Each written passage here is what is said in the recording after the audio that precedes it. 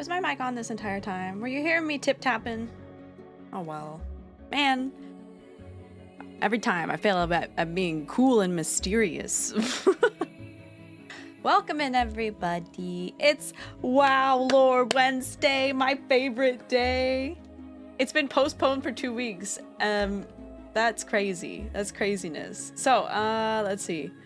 I have one more thing to post. Oh no, we're good. Okay. Alrighty. Welcome in, everybody. Hello, hello. Hi, Imperial. Welcome in. You're just in time. You're just in time. What song were we on just now? It was really, really cool. Mountain Night. Let's go back to my favorite, Teldrassil. And I didn't get bonked having this on the background. So hopefully. Why is it so epic? Whoa. That's not the right one. Hold on. Hold on. That's too epic a moment for this. There we go. Like I said, I'm trying to be mysterious. Okay. All right. Let's switch over. I think I have everything set up properly. I think. Okay, yeah. Yeah. Now we're good. We're good. We're good. Okay. All right. Welcome in, everybody. It's WoW Lore. Intro to WoW Lore Part 2. Yay! I don't have my glasses on. Hold on. Hold on. This is a big nerd moment. This is a big nerd out moment. I'm going to info dump on you yet again, but this time it'll be a little bit more storytelling, a little bit more fluid. Why didn't that thing go off? Hello. Thank you, Imperial, for the sub. There it is. Thank you for the sub. Enjoy your gacha cards, your extra gacha card. But thank you very much for the sub. I appreciate it. Hope you're well. Hope everybody's having a wonderful Wednesday. I make myself sick. Okay, so before I start off here, actually, I'm losing my mind. Hi, Freck. Oh, I'm sorry you're losing your mind. I do that a lot too. I'm also losing my mind. I'm losing my mind right now, but I was gonna say doing the lore stuff has kept me sane, but I don't know if that's true. I think doing the lore stuff is kind of insane, so you know, it is what it is. But welcome in. Before we get started, I'm gonna zoom through part 1. Hi, Adder! Warcraft! Warcraft! I'm so excited! I'm so excited! Before we go ahead and start with part 2, I know that's what you're all here for, right? We're gonna go over part 1 really fast as I can. We're gonna do it in Figma the lazy way because I don't have the PDF pulled up. But if you do want the PDF for part 1 for yourself, just type in !lore. And there it is. And actually, maybe we could do it this way. Maybe we could do it this way, you know. Maybe I can just be smart about things. Maybe we will do the PDF. Hopefully it'll open. But let's take a lookie, and I will go through it as quick as I can. I can't promise I'll be super fast, but I'll be as more condensed as I can, or just at least a little more condensed, you know, than the 2 hours it took to go through it last time. So hopefully it's all good. Hopefully. So we're going to go through that. I will put a marker in the stream as well as in the YouTube VOD for where we begin part 2. So if you're here in the YouTube VOD, hi YouTube, everybody say hi YouTube. And you want to get straight away to part 2, I will put it in a timestamp below. Is this not full screen? Hold up. And you can go from there. So worry not. Worry not, traveler, you're in good hands. So go ahead and skip to part 2 if you would like. For those of us in the present day, sorry, you can't do that yet, but we will get to the goods. All right, downloading that really quick, and then we will look through part 1 really fast. I will try to go as fast as I can, like I said. So no delay. Let's not get into it. All right. So we started off last time 2 weeks ago. I think it's been about 2 weeks now. We started off, what is WoW itself? Well, WoW is a series of video games, starting with the RTS series that began in 1994, Warcraft, Warcraft 2, and Warcraft 3, all the way coming to the one that we know and love today, World of Warcraft, which began in 2004, and then they re-released it because everybody was nostalgic and missing World of Warcraft Classic. So they released World of Warcraft Classic in 2019, and you know, now there's retail and Classic out there in the world today. retail being the one with the most expansions, up to date, modern, blah blah blah. Modern WoW. In WoW, you can play on one of two factions, either the Alliance or you can either play on the Alliance or the Horde. The music is getting very epic again. You're gonna have to forgive me. On both of those sides, you can play as, it's really loud. Hold on, calm down, everybody. On both of those factions, you can play as certain races. There are faction-specific races for each. On the Alliance, you have human, dwarves, elves, night elves, gnomes. What did I say? Human, dwarves, night elves, gnomes, Draenei, Worgen, Lightforged Draenei. These are the ones in asterisks are special ones that you have to level up to get. Lightforged Draenei, Void Elf, Dark Iron, Dwarf, Kultirian Human, and Mecha Gnome. On the Horde side, you have Orc, Undead, Tauren, Troll, Blood Elf, Goblin, Nightborn Elf, High Mountain Tauren, Magar, Orcs, Zandalari Troll, and Vulpera. And in the middle are races that you can play that can choose either side. So you can choose to be on the Alliance if you play as any of these, or you can choose to be on the Horde if you play as any of these. So Pandaren, Drakthir, Earthen, Haranir, that's coming very soon. That's not out yet. So spoilers. Okay, and as far as the classes in World of Warcraft, blah, blah, blah. You can play as Warrior, Hunter, Mage, Rogue, Priest, Warlock, Paladin, Druid, Shaman, Monk, Demon Hunter, Death Knight, and Evoker. Only certain races can play as each of these classes, except for Warrior. I think everybody can play as. I forget which ones we figured out has the most. But anyway, these are the races. These are the classes that you can play as in World of Warcraft. One class per character, no subclasses. You are what you are, and you do what you do. Bing, bang, boom. And so, after that, we got to the beginning of the timeline, which I'm going to do my best to zoom through. It's going to be very difficult, but I'm gonna try. All right. New VTuber meta mode. Hold on, guys. Crooked. There we go. I'm gonna use myself as a pointer a few times because I don't have a pointer still. But you know, we ball. We out here. We ballin'. And if you have any questions along the way, feel free to just shoot them in the chat. Just post the questions in the chat, and I will answer as I go. As far as the fundamentals that we're going over, if you want to know the basics, that I'm just gonna. Why does that sound so familiar? What was that? Hold on. I'm gonna switch the music to make sure we're listening to one song at a time over and over again, because otherwise my brain is going to get very distracted as it just did. All right, back to it. Okay. The other thing you can, another command I have is WoW lore. That didn't work, but it should give you all the things I just went over, plus the things I'm about to go over. Hello? Did I type it funny? Okay, you have to be very specific. That's embarrassing. Well, it's okay. You have the information in front of you because I'm gonna give, WoWInfo, that's what it's called. Man, I don't even know the commands that I set up by myself. I'm sorry. WoWInfo, there we go. Here's a bunch of the info that I just threw at you. Enjoy it. Okay. Continuing on with that basic WoW info. So we got to the timeline in the beginning, in the very, very beginning of World of Warcraft universe, before any of the games took place, before anything happened. There was light and there was void, from which was born all the rest of the cosmic forces, which are the fundamental forces and powers that drive reality and drive the universe. The universe being made up of different planes as well as reality. And within reality, what was I gonna say? Hold on. The thought was there. Well, anyway, all these fundamental forces drive reality and drive what happens in the universe. Oh yeah, in reality, there is planets, space. Space is called the Great Dark Beyond. Cosmic beings and other such things, but outside of reality there's scary creatures and other cosmic beings like the Void Lords and stuff like that. So, and then there's also a hellish realm that kind of nestled between reality and not reality, called the Twisting Nether, where demons are from, yada yada. So these are the most important powers in the universe and kind of drive everything that happens. This is where magic comes from. All magic is derived of light, shadow, life, death, order, and disorder. And we'll go into the next slide really quick to see the derivatives of it. Yep. Holy magic comes from light. Shadow magic comes from void or shadow. Nature magic comes from life. And spirit magic is kind of a mixture of the two.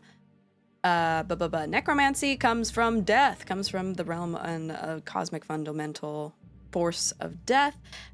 Order is what drives the power magic of arcane. And fell magic, related to the twisting nether, comes from disorder. So those are the fundamental powers, the fundamental forces and their powers, essentially the magic of the world. When you begin the game, when you start with your character and you create a new character, you are going to play on this little planet here called Azeroth. That's where you begin. This is a look of modern Azeroth. If you were to play retail WoW, what I have on... Can you see my mouse? Oh, no. Yeah, you can. Yay! What you see here is the most up-to-date map from the War Within. And so when you play the other expansions, some of these places will be missing, but this is the most modern rendition of the map of the world, Azeroth. There's also pure elemental planes. I think they also exist just outside of reality. You can kind of see them here. There's spirit, fire, air. Decay is kind of part of just death and opposite of spirit. Earth, air, water, fire. The Fire Nation attacked, blah, blah, blah. There's also beings of these cosmic powers. A lot of them are primordial. There is the Naru, beings of pure light. There is the Void Lords. They are primordial as well. They exist only in the void, and they can't break into reality because they are entropic and need to consume vast amounts of reality's energy to sustain themselves in order to stay in the realm of reality. So they can't quite get into reality. And so they created creatures called the Void Gods, which are probably equal to in power with the Naru. So if I were to rank the Void Lords with the Naru, then the Void Lords would be much more powerful. The Void Gods are kind of on par with the power of the Naru, kind of. I'd maybe argue the Void Gods are a little bit more powerful. There's also the Wild Gods, which is from, Spirit Realm. There exists a realm called the Emerald Dream. This is where the Wild Gods kind of thrive and live and gain their energy and source and are from, essentially.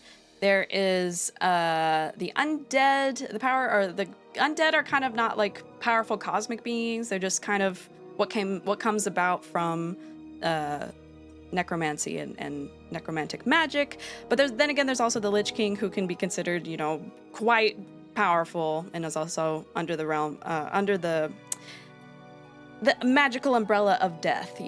That. As far as order, there is the Titans, which we'll get to in a second. The Titans are very, very powerful cosmic beings. One of the most powerful cosmic beings that we know in the known universe at the moment. There could be even more powerful ones. And then there are, again, less powerful creatures from disorder, from the realm of disorder, and from the twisting nether called demons. They are beings of chaos and disorder. Okay. On to the next. So back to the timeline. So like I said in the beginning, there was just light. There was only light. Before life began, before even the cosmos took shape, there was light and there was void. Unfettered by the confines of time and space, the light swelled across all existence in the form of a boundless prismatic sea. Great torrents of living energy flitted through its mirrored depths, their movements conjuring a symphony of joy and hope. The ocean of light was dynamic and ever-shifting, yet as it expanded, some of its energies faded and dimmed, leaving behind pockets of cold nothingness. From the absence of light in these spaces, a new power coalesced and came to be. This power was called Void, a dark vampiric force driven to devour all energy, to twist creation inward and feed upon itself. The Void quickly grew and spread its influence, moving against the flowing waves of the light. The mounting tension between these two opposing yet inseparable energies eventually ignited a series of catastrophic explosions, rupturing the very fabric of creation and birthing a new realm into existence. In that moment, the physical universe and reality was born. These energies released by the clash of light and void raged across nascent cosmos, raw matter merging and spinning into primordial worlds without number. For long epochs, this ever-expanding universe, the great dark beyond, broiled in a maelstrom of fire and magic, and that is from the World of Warcraft Chronicles. So essentially there was the Big Bang after there was just light. And all of the cosmic powers that we just went over came to be, planets came to be, were formed, and another thing was formed. One of the cosmic beings that we were talking about. Along with the formation of the universe came these cosmic beings called the Titans. They were, again, they're from the power of order. And essentially what the Titans are, like I said, they're super mega powerful cosmic beings. They're planet-sized cosmic beings that are born from the very planets that existed within the Great Dark Beyond. The way this happens is that a planet is formed, and within it could be what is called a world soul, and the Titans are essentially that world soul coming into fruition. So they are nascent in their nascent form. They are world souls, and then I'm still not sure how they exit the world, whether or not the world implodes when they come forth, or if they just like kind of phase out of it. I'm not sure, but that's where Titans are from. That's what they are. There are many, many Titans. The first Titan that we had known of, kind of what we call the father of the pantheon of Titans, is named Aman'Thul. He is the High Father of the pantheon, and each Titan has a domain. They're kind of like, imagine them as like the Greek gods. And so they each have their own kind of domain of magic and power. Even though they're beings of arcane and order, they still kind of have their own realm of magic and power, which is kind of interesting. I still don't quite understand it, but it is what it is. We just take it as it goes. This is the lore. There's Aman'Thul, Aenar, who is essentially Mother Earth, her nature powers, Norganon, he's like a wizard guy, power over arcane knowledge. Golganeth, Lord of the Skies and Roaring Seas, so elemental powers. There's Khazgaroth, he is essentially Hephaestus. He's shaper and forger of worlds, craftsman and builder.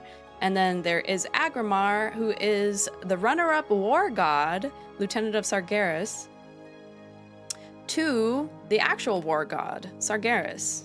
He's in jail, and we'll get to that very, very quickly. The Great Sargeras, he was formerly the Defender and is now the Destroyer of Worlds, and he is Lord of the Burning Legion. And then there is one extra Titan that we came upon named Argus. He was born from the planet Argus, but he was corrupted, and so we killed him. And then there's one more. There's one more, potentially, final Titan sleeping within the world that we get to play on, Azeroth. And such is her name, Azeroth. We still don't know much about her, except that she's Earth. She's where we play, so TBD.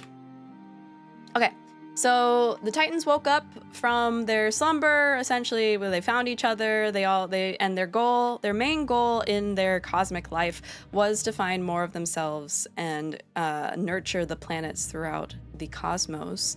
And so they did what was called the ordering of the universe. Hi, Sunwan. And went throughout the planets and essentially brought life to them. There was, I don't know if like per se what kind of other life sprung up on these planets except for elemental powers and stuff. So water, air, fire, earth, energy, avatar shit. But before the Titans, there wasn't quite mortal life, I don't think, but I could be getting that wrong. But anyway, that was their main goal. And so they all set out to do that duty, and they'd made a pact with themselves, I guess, to protect all life that they did create on Earth after the ordering. Meanwhile,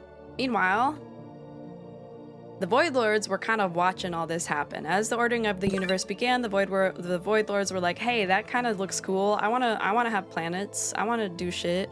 They were envious of the Titans' power and sought to corrupt the Titans somehow so they could bring the Titans under the Void's influence.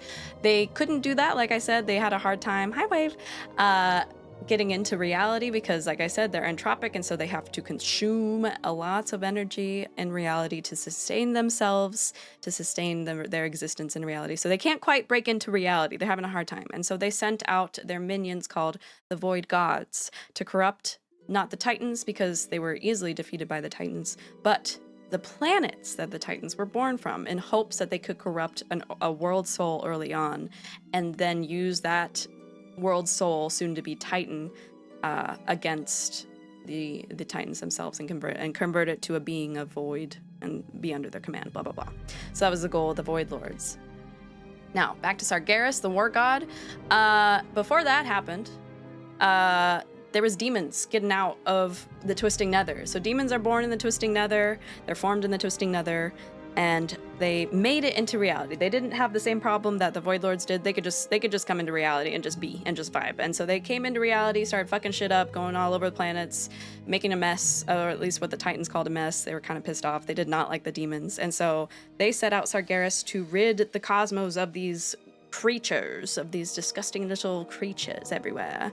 And so he did. He also studied the Twisting Nether to figure out how to be rid of them once and for all, because he found when he killed them, in reality, they would just go back to the Twisting Nether and reform and then come right back. He's like, I just cleaned up this shit. Why do I gotta do it again? And so he studied the Twisting Nether, created a prison for the demons that he slayed, and put them there instead, killing them forever, essentially. As he did this, he made a big discovery. Because before this, the Titans did not know had no idea the Void Lords existed, had no idea of the Void Lords' plan. Along the way, he finally encountered the Void Gods. That scared him shitless, and he was like, bro, what is this? And so he came up to the Titan Pantheon and was like, this shit's scary. And he tortured some of the old gods he tortured the demons and the old gods, which kind of coexisted on the planets that they wreaked chaos on. And he got the information out of them about the Void Lords. And he's like, that's fucked up and scary. I need to tell the Pantheon about this. And so he went back to the Pantheon and did tell them about the Void Lord plot. But he was so scared of what the power of the Void Lords and the possibility of them corrupting a world soul and turning it into a powerful being of the Void, he was like, we need a full reset. We need to burn it all down, bitch. And he was like, I'm gonna destroy the universe, okay? And the Titans were obviously not very cool with that. They're like, what the fuck, bro? That's really fucked up. Can we not? How about we talk about this instead? Maybe there's a way to uncorrupt the planets that have the old gods on them. And he was like, no. That's not gonna work. You have not seen what I've seen. And so both feeling kind of betrayed, they kind of parted ways, to say. And he was like, fine, if you won't help me, I'll go fucking do it myself. And so he stormed off, very angry, very upset. The Pantheon also very angry and upset, but didn't know what to do. Sargeras stormed off and went to that prison that he built using the Twisting Nether's energies and destroyed it. As we see here. He destroyed it. That's him destroying, actually, oh, that's right, I forgot. So he destroyed one of the worlds that was corrupted by the old gods. That was also what the Titans were very pissed off at him for. They're like, why'd you do that? Why'd you do that? That was too extreme. And he just took it even further. And so it got to be a mess. So he broke the demons out. It changed and morphed him into this kind of fiery, ghoulish looking guy. Very cool, but also very bad and very scary. And he said, with my burning legion, I'm going to burn down the universe. So he broke all the demons out, and he became the leader of those demons and formed what is now known as the Burning Legion. And so, they went about business. I don't know why the Titans didn't go further in stopping him, but they just were like, I don't fucking care anymore. Let him be. And so he went off. Agrimar was like his apprentice. He kind of like, he stood against his mentor as well, but I don't think they ever came to like a real fight until later on. They might have, I don't remember. Did he defeat them? I forget. Well, they were mad at each other, and Sargeras set off on his mission to destroy the universe. As he set out, he found that the demons were, of course, beings of disorder and very hard to wrangle, very hard to like burn down the entire universe without a system to do so. And so he traveled far and wide in the great dark beyond, looking for minions essentially to join his army and bolster it and help him lead it across the cosmos. And so he came upon a race of mortals called the Eridar. He found them on a planet called Argus, and they were one of the most advanced mortal races in existence at this time throughout the universe. Even their ability in magic and technology was was insane. They were unfathomably intelligent and technologically advanced. He wished to add the Eridar to bolster his ranks in the Legion, and he contacted them by taking the form of a benevolent being. He presented himself to their triumvirate leadership, which was made up of 3 Eridar called Kil'jaeden, Velen, and Archimonde. In this form, he promised the 3 leaders vast powers and promised he would use his power to transform them and their race into more powerful beings, so that they may spread his universal union, is what he called it. Kil'jaeden and Archimonde were like, hell yeah, that sounds cool. No strings attached either, except for, you know, pledging loyalty and fealty to this cool guy. Sure. Velen was like, I don't know why, but this guy is sussy. I don't like it. They went on and kind of further discussed it, but Archimonde and Kil'jaeden were pretty certain that they wanted to agree to this pact. Velen was not. Velen then later had a vision of them becoming morphed and changed into demons, looking kind of like this, and scary and ugly. And he was like, no, I don't want to become what he called Minari, or what's it in like regular, it's like essentially scary ones or like malformed one, or like essentially evil incarnate. And so he said nah. But the Eridar were already beginning to become corrupted due to Kil'jaeden and Archimonde's acceptance of this power. I am going to keep going through the ad break just because this is part 1 and we're just re-going over. I will make sure to pause on when we're in part 2 on ad break. So I'm going to keep going with this for now. So they were already corrupted. They were now a twisted demonic reflection of the original Eridar of Argus. And so Velen sought to run away from them because they set out to kill him after he decided he wasn't going to agree to Sargeras's pact. Kil'jaeden and Archimonde felt very betrayed and wished, you know, him death, essentially. And so Velen found help in these beings called the Naru. Like we said earlier, the beings of pure light. The Naru actually were with the Draenei, or sorry, we're getting ahead. the Naru were actually with the Eridar long before the Eridar had even known. They took the form of a crystal, and such communicated with Velen via that crystal. And so they made their escape from Argus. From Argus, with the help of the Naru. So Velen escaped with like hundreds of the Draenei in tow, and they're called themselves Draenei, which means exiled ones. So they were no longer Eridar because the now demonic Eridar were demonic, and so they kind of didn't want to associate themselves with that. And so, under Kil'jaeden. Okay, so the Minari, so-called because of their transformation into demons, continued to call themselves Eridar until Kil'jaeden were under Kil'jaeden, and they were infuriated with what they perceived as a betrayal by Velen, and so they hunted Velen and the Draenei across dozens of worlds for thousands of years, as the Draenei used a massive Naru-dimensional ship called the Genedar to escape. Every time it seemed that the Draenei had found a new home, the Burning Legion would fall upon them. So the demons were hot on their tail. Hot on their tail for thousands of years, while they escaped via this ship called the Genedar, which was just essentially a ship made up of 3 Naru all combined. And I think that's where we left off, because they escaped for thousands of years until... Where is the next slide? Oh, no, we gotta go part 2. They escaped for thousands of years until they landed on a planet called Draenor, where the orcs lived. Wow. So that was part 1. Let me put in a marker. Really fast. Marker. Boop, boop. Add marker. Starting part 2. Woo! So it only took me 30 minutes. Oh, congratulations on the coconut. You matched today's La Croix of the day. Let me give you your points inside really quick, and that'll give me a moment to breathe before... Oh, nope, the ad ended. Strawby, cash out. Yeah, I'm about to cash ya. Huge wins. Big wins inside. Let me make sure. Oh, there's Mix It Up. I was like trying to find it. Congratulations. User Null side. Nully side. I didn't realize you had another I in there. Okay. Congrats on now your 2032 Stardust. Use it well. Ka-ching! That'll come in handy for gotcha times.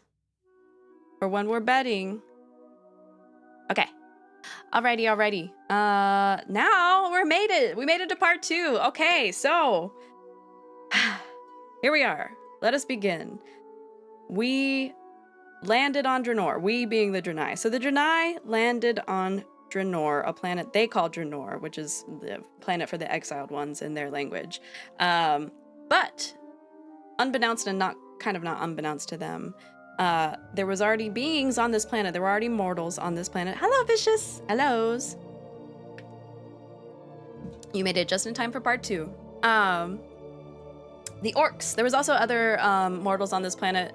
I could go into the full history of the orcs, but we're already going to be talking about the orcs for the entire stream. So I won't go into their history prior to the Draenei, but there was a little bit that went on that we can talk about just for a moment, because here we go. The orcs of Draenor were a clan-based shamanistic race that called upon the power of the elemental spirits of the planet. They lived on Draenor long prior to the arrival of the Draenei. 200 years before the arrival of the Draenei, the orcs defeated the Gorian Ogre Empire. So the planet was also home to a race called ogres. And actually, if we take a quick little tangent, the orcs came from the ogres, kind of, and the ogres came from beings that were created by Agrimar to fight the carnivorous plant beings that existed on the planet beforehand that were about to overtake the entire planet and kind of like consume it of its energy until it was like one homogenous thing. And so Agrimar was like, oh, that looks rough. So he added rock beings, is the best way I can describe them, to the planet. Those got mixed together. They fought, but then they mixed all together and more mortals were born from them. The ogres came from a different kind of being. I forget what it's called, but then from the ogres came the orcs. That is a deep dive we can do another day. That is a quick of it. So anyway, back to 200 years before the Draenei arrived on Draenor, the orcs defeated the Gorian Ogre Empire. To do this, they created a unified army, and then at the last minute, when it looked like they were going to lose because the ogres used essentially bio-warfare against them and inflicted them with this red pox that was threatening to take out the orcs, they called upon the spirits of the elementals, of which they already kind of established a connection with prior to, and said, hey, can you destroy the ogres for us? And we can keep the sanctity of the elements intact. And that's the whole reason they had a war, was because the ogres wanted to use the powers of elements. At first they didn't care, and then they saw the orcs doing it, and they're like, oh, that's cool, I want that, and so blah, blah, blah. And so the elements obliged and destroyed the Gorian Empire, and it scared the orcs so bad that we're like, we better not ever piss off the elements, ever, like, never, dude. And so they disbanded their unified armies as to not anger the elemental spirits.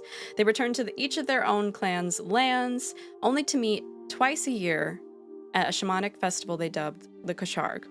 200 years after this war, the Draenei ship crash landed on Draenor, completely altering Orcish society. So before we go into the next, oh, it's kind of blurry, so it's gonna be hard to see. I'll read it to you though. Before we go into the next one, just to quickly point out some important orc clans. Up here we have the Frostwolf clan. Wah, hold on, I need to shrink even smaller. Okay, there we go. Up here we got the Frostwolf clan. Up here we got the Blackrock clan. We got the Warsong clan and the Shadow Moon clan. These are going to be the important clans you'll want to remember for the test. Make sure to remember them.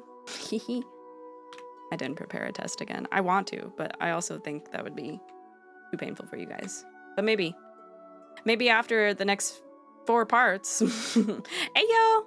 Working, and hope you're all doing well. Thank you.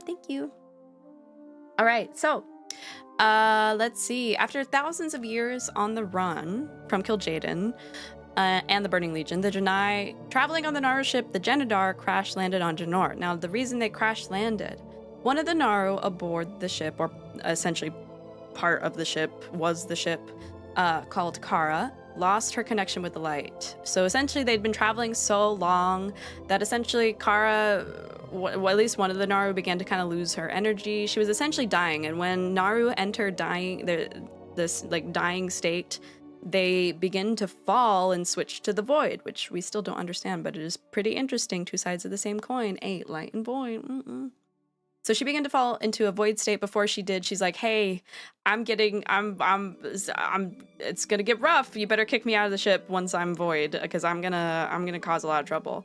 And she did. And so they began fighting between the other Naru, Ku'ur and Dor, until she was ejected at her wish before her void state. And as such, left the other two Naru of the ship very weakened, so they couldn't really keep the power of the ship going.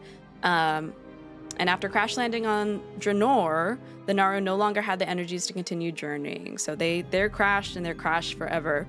Upon the crash, Dor kind of split from the ship itself and died, essentially. He didn't fall. I forget if he fell into void form. That's another tangent. But anyway, one of the Naru died and perished along with many of the Draenei who were traveling on the ship as well. And his place of death became a sacred site for the Draenei, and where they began to bury their dead later on. And then after this, the Draenei would make Draenor what they hoped to be their permanent home, because they could no longer leave the planet. And Ku'ur was still alive, but also very weakened and trapped within the Genedar. And it looked like this. It looked like a big mountain. So you see over here, this is the Genedar crashing. And then this is the Genedar as it crash landed. That's the crash site, essentially. It looked like a big, beautiful mountain. And that becomes very important. Very, very important. See it, here it is again. After the crash, over time, Ku'ur, who laid trapped in the ship, and the crash site of the Genedar, remained in a weakened state and began to flux between light and void. So since he was weakened, he also began to do the void light switch, but he didn't switch all the way to void, because he was still alive. This caused a vortex of swirling energies around the ship and crash site and around the Naru that actually began to attract spirits of the Orcish dead. So any spirits that were once living found themselves kind of pulled in by the vortex. As the spirits began to congregate there, it became a revered and sacred site by the orcs. Though a holy site for the Draenei as well, the Draenei kind of left it alone. They already had the site of their other fallen Naru to kind of be at, so they're like, okay, we can kind of we'll just leave the orcs to this. They can have it, essentially. We're not going to interact. We're not going to interfere too much. Just let, they're not harming anything. We'll just let it be and leave them to it. And the orcs were completely unaware that the Genedar was originally a Draenei ship, or that it was ever, something else to begin with other than a mountain over time, as time went on. And they began to hold the Kasharg festival at the foot of the mountain. Thank you, Imperial. And they deemed it their holy mountain. And so they named it Oshugun, or Mountain of Spirits, in Orcish. And at these festivals, all the clans, like I said, came together twice a year to feast and to celebrate under the moon. And the shamans of their clans would then journey into the mountain and commune at the font of, where the Naru was. There was a little font of water. And they communicated with the spirits of their dead, and often asked them for advice or blah, blah, blah, whatever. It was a very important ritual to them, and then became a part of their culture. But, Kil'jaeden still had a vendetta. He was still chasing the Draenei. He was like, I'm not done with you, Velen, bitch. I mean, they had been chasing the Draenei for thousands of years, and so he was continuing on his crusade, essentially. Kil'jaeden was not far behind them. At the point that they crash landed on Draenor, he wasn't quite sure where they were, but he did have scouts throughout the known universe and throughout even in the Nether, and he was on a desperate search and hunt for Velen and the Draenei in hopes to get his retribution as to what he saw was a betrayal, and killed them. And so he had many scouts scouring the Great Dark Beyond and the Nether, destroying every world that they landed on in their wake. So any world that the Draenei had landed on to hide, Kil'jaeden and the Burning Legion would eventually find them and kind of take over the planet afterwards, and Velen and the Draenei would usually, you know, they would get wind of him being on his way, or the Burning Legion would invade and it would cause them to flee. So they would always be out of his grasp. They always escaped. But every planet that they escaped, they kind of left it to cinders. Velen, I remember there is some voice lines where he kind of goes over that, and he's like, the guilt that followed him, essentially because every world they landed on was destroyed after the fact by Kil'jaeden and the army and his army. So eventually, Kil'jaeden's most trusted servant, Talgath, once actually a trusted friend to Velen, who then betrayed him after Sargeras' pact, finally found traces of the Draenei once again, and discovered that not only had the Draenei settled on the planet they named Draenor, but also discovered the orcs' existence there as well. And intrigued by their potential, Kil'jaeden realized that they were exactly what he was looking for. So he was starting to think up a new plan, because Velen kept freaking escaping. What was he gonna do? He can't just keep attacking it the same way that he's been doing it for thousands of years. So what's he gonna do? Each time before, once Kil'jaeden discovered that the whereabouts of Velen and the Draenei, Kil'jaeden and the Legion would ambush and invade the planet, leading then to Velen and the Draenei to flee and continually escape his grasp. Hi, Kurama. Unaware that they were unable to escape Draenor this time anyway after the crash. They didn't know that they crash landed there. They just assumed, you know, they were hiding on another planet. Kil'jaeden and Talgath devised a plan to manipulate the mortals of the planet to flush out and ambush the Draenei for him, as to not raise the Draenei's suspicion so they wouldn't get away. They thus sought out an agent within the Orcish race who would follow his will, and they became upon... This is important. This is a very important character, very important moment. They came upon an orc named Gul'dan. Bum, bum, bum. Remember that name. He's going to be in the lore so much after this. So much after this stream and in many, many further parts in the future. Very, very important character. Extremely, extremely crucial to the plot. Very, very big, important plot character. So remember the name.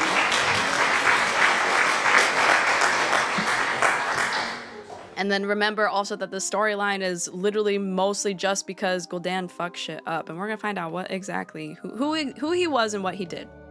We might dive a little bit into his backstory. Well, I'll dip a little bit into here, but if we get to the end of the slides and I still have some time, we will dive into Gul'dan's backstory. Hopefully without too many spoilers. Okay, but a quick of it to get down to it. So, where do I sit? I'm gonna shrink. I'm gonna stand right here, taking up less space. Okay, so who was Gul'dan? Gul'dan was an outcasted orc, so tragic backstory, boohoo.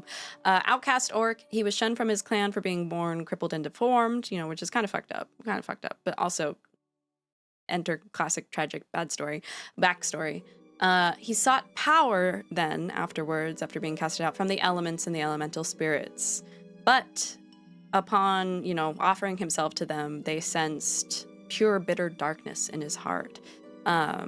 And in their absence, Kil'jaeden saw, you know, his time to shine. It was like, oh, this is perfect. He can't reach out to the elements. He has no source of power. He's desperate. He's, you know, he has nothing left to lose. Not to be confounded with Gul'dan. Gul'dan. I saw you. And so, you know, and in his darkest moment, where he felt completely abandoned, especially by the elemental spirits, Kil'jaeden swept in and was like, hey, what if I gave you a different kind of power? And so he promised Gul'dan power in return for becoming the harbinger of Kil'jaeden's evil plans to get the Draenei. So Kil'jaeden needed a public figure to unite the orcs against the Draenei. He had this whole plan, remember? But Gul'dan could not inspire or lead his people by example. Kil'jaeden ordered him to ally with someone who could, but first he needed to eliminate everyone who knew of his past. Gul'dan returned to his village, draped in tattered robes. When the chieftain furiously reminded Gul'dan that he was never allowed to return to his people, Gul'dan roared that he had no people. and he obliterated the chieftain with fell energy. Gul'dan went on a rampage, killing all of his former brethren. As the village burned, Gul'dan spotted the village shaman, the only source of any relative kindness in his life. Gul'dan earnestly thanked the shaman, saying that he had found his destiny, and then killed him as well. Claiming the shaman's staff and ring, Gul'dan left the burning ruins of his birthplace behind forever. Its name and existence would be lost to history, just as the vengeful Gul'dan preferred. Before we go on, I'm gonna pull up a quick short that these screenshots are from. It's very cool. It's very awesome sauce. So we're gonna watch it really quick. If I can get my tabs to work. Oh, sorry. You know, I'm gonna. Where do I want to put VTube Studio? I don't know, girly pop. Okay, 1 second. 1 second. Pop. Harbinger. Gul'dan. God, this came out 9 years ago. Oh, what if I just scream? What if I just scream, yo? All right, we're gonna pause the music. We're gonna watch the short. All right, everybody, grab your popcorn. I'm gonna shrink down really tiny and be in the corner over here. Hey.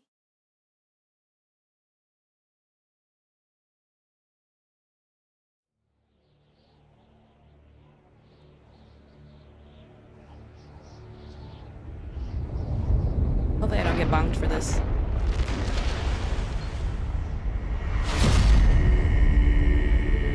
Let me know if it's loud enough or too loud.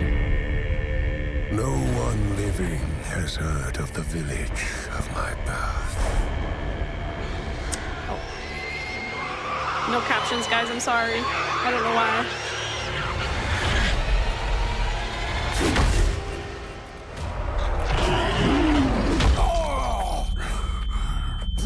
Damn, you pathetic wretch!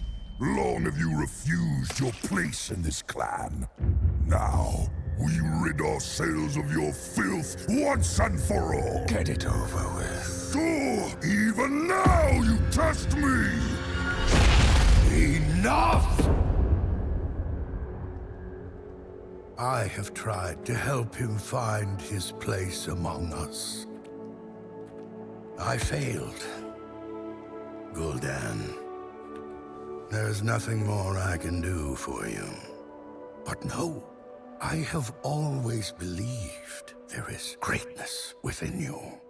Seek out the throne of the elements. Perhaps there you will find your destiny.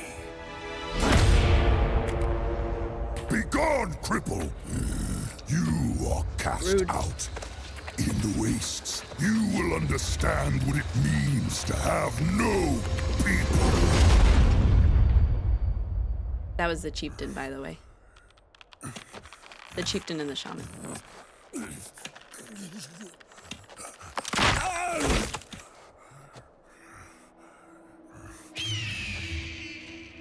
From childhood, my deformity made me a target for mockery and dismissal.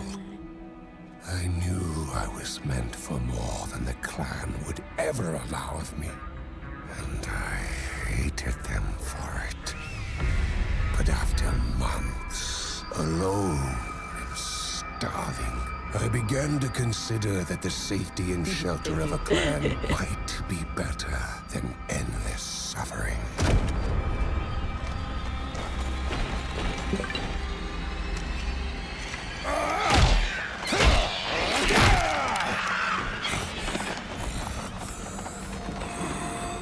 The bitterness that had sustained me all my life ate at me until nothing was left.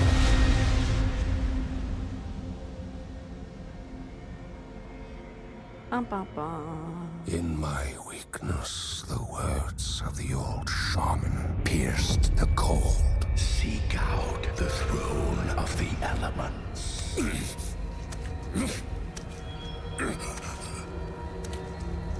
There, humbled and broken, I offered myself in the service of whatever would end my anguish.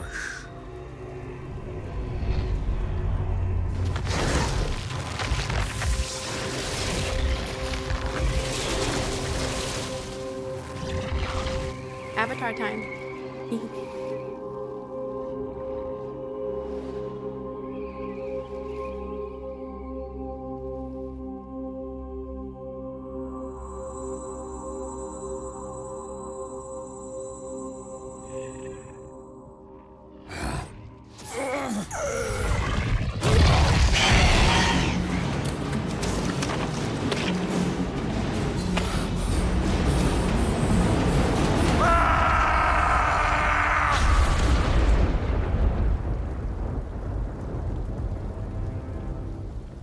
The elements abandoned me. But in their absence, other voices whispered. Dan. Roar.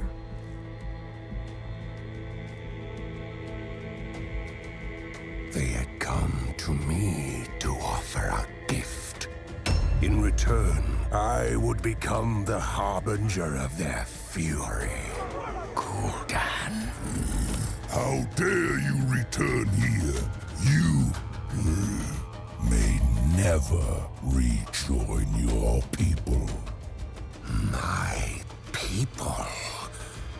I have no people!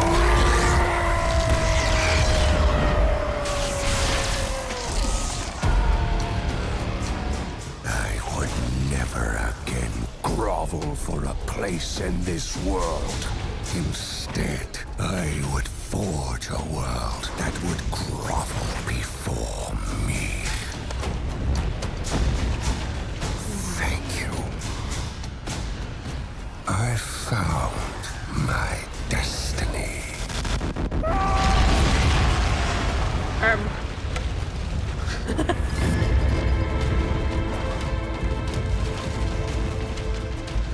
No one living has heard of the village of my birth. And no one ever will. Booga booga. Booga booga scary. Kingdoms will burn. That's when Legion came out. Okay. So that was a short about Golden. Oh, wrong.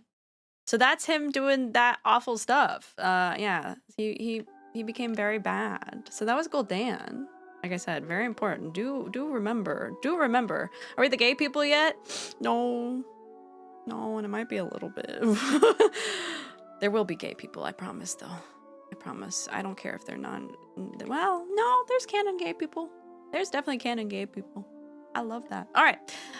So yeah, he was outcasted from his clan. We don't know the name of his clan because he killed them all. That was very fucked up of him. He has a tragic backstory, but also he went on to do a lot of very evil things. So don't feel too bad for him. He's not a good guy. He's a very bad guy. So he went and did he destroyed his village and was gonna set out on, kill Jaden's doing. He's gonna do the bidding of his new master, kill Jaden. But before he set out to find a proper agent to lead the orcs against the Draenei, in command by Kil'jaeden, he returned to where he had been rejected by the elements, the Throne of Elements that we saw in the short, and used his newly found fell powers, that green magic, like I said, the Nickelodeon slime, it's here. That's demon juice, demon fire magic, demon juice, all the same. And he overthrew essentially the elemental spirits, which seeded the early disarray among the orc clans, because like I said, the orcs were shamanic clans.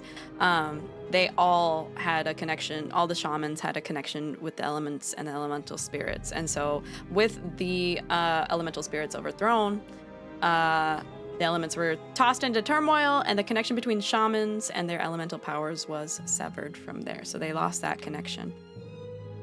as I was saying, the orcs were a shamanic society, and because of their ability to commune with both the elements and spirits, like spirits of their dead, the shaman were, of the clans were held in extremely high regard and respect, and they were looked to as their clan's spiritual leaders. They weren't actually looked to as like the main leadership. They were like secondary to the chieftains most of the time, but still held almost just as much power and sway within the clans, because the chieftains would often go to them as advisors.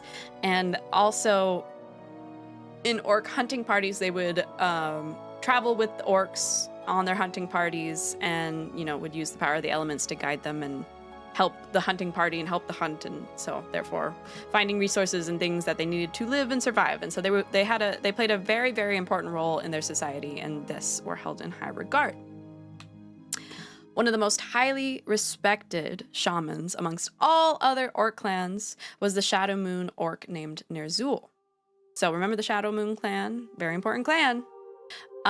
He had the unique position of being a shaman and a chieftain. Like I said, it wasn't often that shamans were chieftain. They were seen as they needing to focus on their spiritual leadership mainly and primarily, like focus on communing with the spirits and being advisors. So they often didn't hold that role. It was very rare that they held both roles, because that was a lot of work to do at once. And they're like, nah, can't do both at the same time. But that's why he was a bit more of a rare one, and the people of his clan looked to him with a lot of respect and regard. And actually, because of this, all the other shaman of all the other clans of the orcs also held him in very high regard. He was probably one of the most famous and well-known shamans among the orcish clans. And as such, he was advisor to them. So he advised all the other shamans. They all looked up to him. And so Gul'dan was like, this is the guy. This the one who's gonna do my master's bidding. And so he chose him, essentially. He was dedicated, forthright, and persistent, but he also held turmoil and sorrow. So this is Ner'zhul. Gul'dan preyed on Ner'zhul's inner darkness, and he told the chieftain of his own troubles, of the family and friends he had lost at his village. So he made up a little fake sob story of what happened to his clan, and told Ner'zhul, my family was killed by my whole clan was killed by ogres, and destroyed them all. Ner'zhul bought it. Gul'dan, yep, the big bad. It's the guy. Hi, Chunky. Hello. Hi, Mr. Duckins.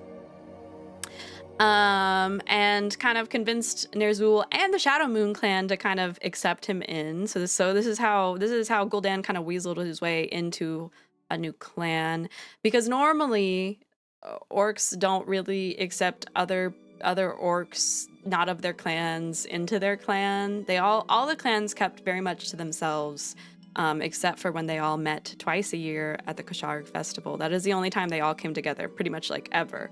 They never really there was no other outside interaction with other clans very often, other than the Kusharg festival. They didn't even they didn't marry into other clans. They didn't do any of that. They were all very separate, and so it was very rare that an outside orc would come into a clan and be like, "Hey, can you take me in?" That did not very much happen, and so Gul'dan was able to manipulate Ner'zhul and befriend him, and convinced him to take him on as an apprentice. So Gul'dan asked to become Ner'zhul's apprentice. Me not that kind of orc. And so he pretended to be and also he had to work to hide his fell powers, and so he pretended to be a shaman. Which I still don't know how he managed, because like he didn't have any connection to the elements. He couldn't do that shit, so I guess Ner'zhul was just like, this poor baby boy. And so he pretended to be a shaman apprentice to Ner'zhul. Through Gul'dan, Kil'jaeden now had access to a public figure amongst the orcs, one of the most famous public figures among the orc clans. So this was perfect for them. And so this is where Kil'jaeden began to manipulate Ner'zhul as well. So not only Gul'dan was manipulating Ner'zhul, Kil'jaeden started too. Kil'jaeden got in on this. Wicked magic finds a way. It do. So Now, though, remember that Gul'dan severed the connection to the elements for most of the clans, and so the clans were starting to get into disarray because this would never happen. They'd always had, well, they had for a very, very long time, many generations, had that connection to the elements, and so usually, if this were to happen, they took it as a sign of turmoil, of the spirits being unhappy, of the elemental spirits being unhappy, and so they did what they could to appease them, but nothing was working. Things were kind of falling apart, and so everybody was looking for answers, and all the shamans were looking to Ner'zhul, because think of it this way, they like I said, like the shamans were looked to for advice. They could no longer like help out. They couldn't go with the hunting parties to use their elemental powers, and which made hunting that much more difficult. And so, they started to run out of food, and things were getting bad. They needed the elemental powers to aid them and guide them throughout their society. And so the shamans were shaken, and they were looking for answers. Ner'zhul was also searching for answers, because he's like, I don't know what the fuck is going on. All of them unaware that they'd been got by Gul'dan, and they had no idea that the elements had been kind of overthrown. And so Kil'jaeden and Gul'dan used this kind of turmoil to their advantage. So Kil'jaeden infiltrated Ner'zhul's dreams, and so the thing with shamans is that they would dream. The Orcish shamans, it would dream, and that's how they would communicate with their ancestors, their dead ancestors, and the spirits of their dead ancestors outside of the Kusharg festival. So at the Kusharg festival, they would journey into Mount Oshugun, the Naru ship, but they didn't know it was a Naru ship, and they called it the Mountain of the Spirits, because that's where the spirits of the orcs congregated due to the Naru vortex, blah, blah, blah. So outside of that, they would go and kind of into a deep meditative state, and they would drink potions and tea that would kind of set them into this state where they then could kind of dip their brains into the other planes and stuff, I think is how it worked, and they communicated with the dead. And so they took whatever the spirit said to them very, very, they held it in extremely high regard. It was very, very sacred to them and important to them what the spirits communicated through these shamans and to these shamans. And so whatever the spirit said, they kind of took at face value. So I'd imagine Kil'jaeden figured this out via Gul'dan, who probably informed him on like orcish ways and stuff. And so Kil'jaeden then infiltrated Ner'zhul's dreams, and he took the form of his deceased partner, his deceased mate, Rolkan, and convinced him of the Draenei being the true source of their suffering, and why the elements were no longer like the elements, they could not connect to the elements due to the Draenei, is what Kil'jaeden convinced him of. And that they were the source of their suffering. And the spirits and elements were angered at the orcs because they had not yet acted upon this blight of the world. And so that's how Kil'jaeden started manipulating him into thinking, oh, okay. And so he took it at face value. He was like, oh, fuck, yeah. I mean, that my wife's here telling me that they're fucking shit up. So yeah, racism. Wow. I guess, yeah, I'm a racist now, is what Ner'zhul said. So it got fucked up very fast. Thoroughly shaken and convinced by the sudden specter of his mate and her words. I always say mate and her words, which is, by the way, to mention, so this is in the book, I think is also in canon in game, book called Rise of the Horde by Christy Golden. This was the first time she appeared in his dreams and ever spoke to him. After she had passed away and she visited him as a spirit in his dreams, she would never speak aloud to him. She would only communicate via like kind of vibes. Essentially, she kind of communicated to him with energies. She only ever looked at him. She never. Hi, Brambo. Thank you for the love. She never said anything to him. So this should have been his first red flag. But I think he was in the book. He was very taken aback and just like kind of lost in the moment because he was grieving her. He had been grieving her for many years, and so he was just kind of like, oh my god, like of course. And she's finally talking to me. That must mean that it's extremely important. Instead of taking it as a red flag. So he kind of fucked up. Thoroughly shaken and convinced by the sudden specter of his mate and her words, the first she had ever spoken since her passing, Ner'zhul set up to inform the other clans, and they began readying for war with the Draenei, with whom they had only ever viewed and interacted with as a neutral party. Yeah, orcs try out racism. It's pretty rough. He informed the clan leaders at the next Kasharg festival of what he had learned from Rolkan. The orcs, revering ancestral spirits as they did not question that at all and obliged, forming the Orcish Horde. The Horde? The Horde, you mean like one of the factions you can play as in World of Warcraft? Like the Horde? The Horde? The Horde? Yes! That Horde! That Horde begins now! Wow! And we're not even on Azeroth yet. This is still Draenor. The connections! Oh boy, the connections! Start making them! Start making them!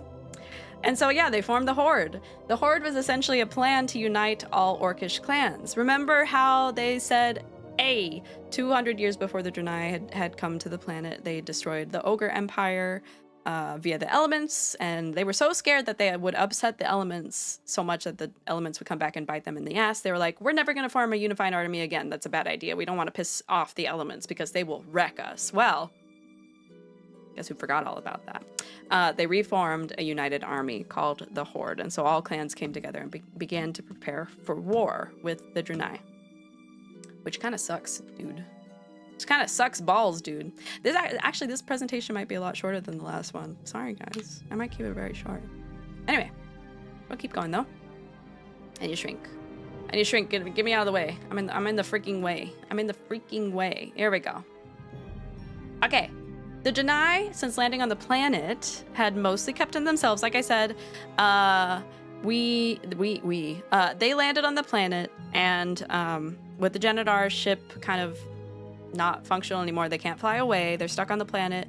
They're revered beings. So essentially the Draenei, before I forget to include, the Draenei revered the Naru because they were pure beings of the light, and kind of just like that was their spiritual leaders. And the spiritual leader of the Draenei was Velen. They looked to him as their leader of the people of the Draenei, and he communed with the Naru the most. They called him the Prophet Velen. That was their leadership. And since landing on the planet, they mostly kept to themselves. Hi, J Sizzle. Photosynthesis lore. That's right. Photosynthesize. Hello, hello. Flavor of the day is coconut. Coconut. It's been a while. I hadn't gotten coconut in a while. And so they didn't really interact with the orcs very much. They kind of wanted, so from their berry in 2026, coconut, they kind of wanted to keep from interfering with the orcs because in a way they kind of, I mean, the Draenei weren't, they probably viewed the orcs as kind of primitive, which was also racism, by the way. But they also didn't want to interfere with their society too much, and were going to let the orcs kind of approach them as they wished or as they didn't. The orcs were kind of off-put by them in the beginning, and they're like, whatever, they're there. They maintained peaceful but neutral relations and only ever interacted via trading with each other. And so they would come, they'd trade goods and stuff, since, I mean, they were on the planet too, so they kind of, they settled there and survived. But they didn't want to overtake Orcish society or impede on their lands and their clans, and so they kind of kept their distance and built their cities elsewhere. They also built their city around the site where the other Naru died, and that's where the spirits of their Draenei kind of gathered, so they kind of kept their distance. The first true interaction between the orcs and the Draenei was many, many years prior to, Gul'dan and Ner'zhul making a ruckus. When a group of Draenei came upon a pair of young orcs. And if you were there for the ASMR stream when I was reading The Rise of the Horde, you would have been there for that part. So, they saved 2 young orcs named Durotan and Orgrim. Also very important, also will be on the test. Do remember those orcs' names.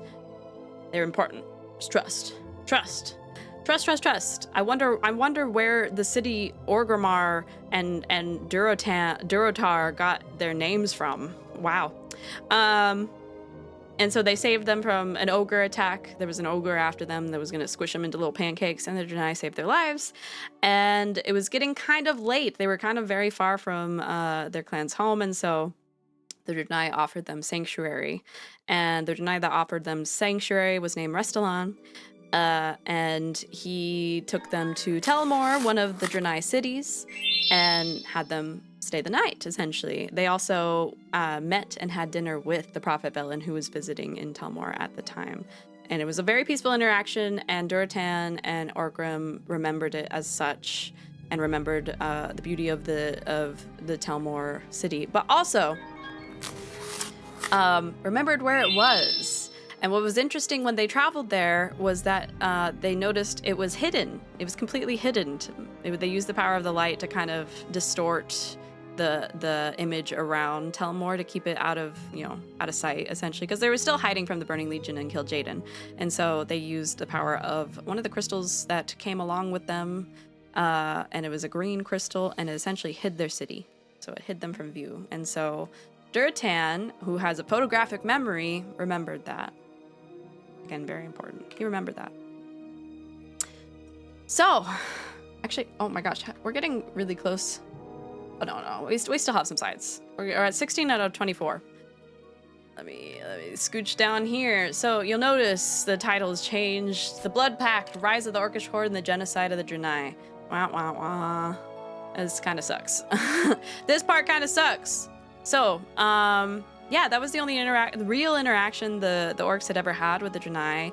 And so some orcs were kind of still like, I know the ancestors are calling for this, but why?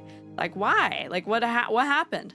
So after the orcs began preparing for war and began aggressing the Draenei, so they already started skirmishing with the Draenei on the outskirts of cities and stuff. Ner'zhul began to have doubts. Duratan, now chieftain of the Frostwolf clan, and Orgrim, second in command of his own clan, which was the Warsong clan, I think. Orgrim Doomhammer, was it of the Warsong clan? I think so. I could be wrong. Fact check me on that. They expressed doubt. They were the first to express doubt. They were like, or at least Duratan was. Duratan and his mate Draka were like, I don't like this. This feels strange. Like, they haven't done any harm to us in all the history of them being here. We've never had actual skirmishes with them. There was only one clan that did have skirmish with the Draenei, and I forgot what that was about. But that clan had been the one they started it, so it wasn't the Draenei that started it. But yeah, they expressed doubt that attacking the Draenei, who had yet been peaceful, was whether or not what it was the right thing to do to renew the connection with the elements. Because remember, the reason this started was because Gul'dan sneakily got rid of the power of the elements, and the orcs were like, what the fuck? And so all this tied together to make it very, very believable. And so that it felt that they had no choice but to attack the Draenei. But yeah, let me read this excerpt.